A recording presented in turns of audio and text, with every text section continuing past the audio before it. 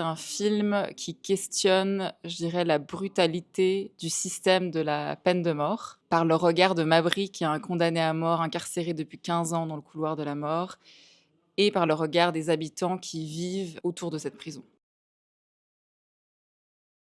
Donc on a commencé il y a 5-6 ans à écrire à Mabry qui était incarcéré, qui est toujours incarcéré dans le couloir de la mort et c'est lui qui nous a parlé la première fois de cette route 190, de cette dernière route que prennent, les condamnés à mort le jour de leur exécution. Parce qu'au Texas, ce qu'il faut savoir, c'est que quand un homme est condamné à la peine de mort, il reste en moyenne incarcéré 10 à 15 ans, voire même des fois 20 ans. Dans des conditions, évidemment inhumaines, enfermés 23 heures sur 24 et le jour où, la date d'exécution est fixée, ils sont escortés dans un van, ils font 60 kilomètres. Donc pour la première fois, ils ressortent de la prison, ils revoient l'extérieur, ils passent par, un paysage, assez différent et puis, ils sont amenés dans la prison à Huntsville où on leur donne leur dernier repas et où on les exécute à 18 heures. Et c'est vrai que ce récit de cette dernière route nous a, assez, chamboulés évidemment et on s'est dit, «Il y a un film à faire, autour de ce récit-là». Et puis après du coup, on est allé sur place, à la rencontre de ceux qui vivent, travaillent autour.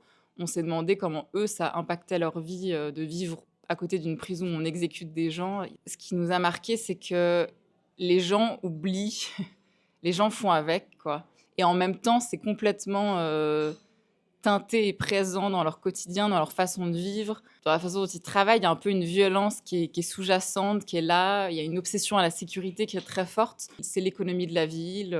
Tout le monde connaît quelqu'un qui travaille pour la prison, qui a travaillé pour la prison. Et donc c'est pour ça qu'on a un peu décidé de faire ce film sans jamais les questionner directement, les confronter directement à ce système. Et donc arriver face à eux et leur dire vous avez tort, c'est complètement brutal, ça fonctionnait évidemment pas. Donc on s'est dit on va vraiment essayer de trouver dans leurs gestes du quotidien, dans leurs habitudes, cette trace-là, cette absurdité, qui est liée à ce système, quoi.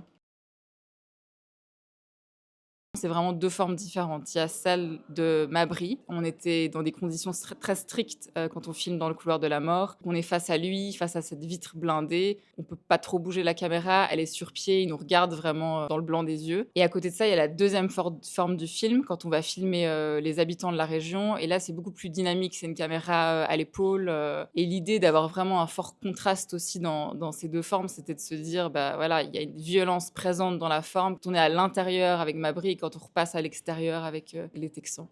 We love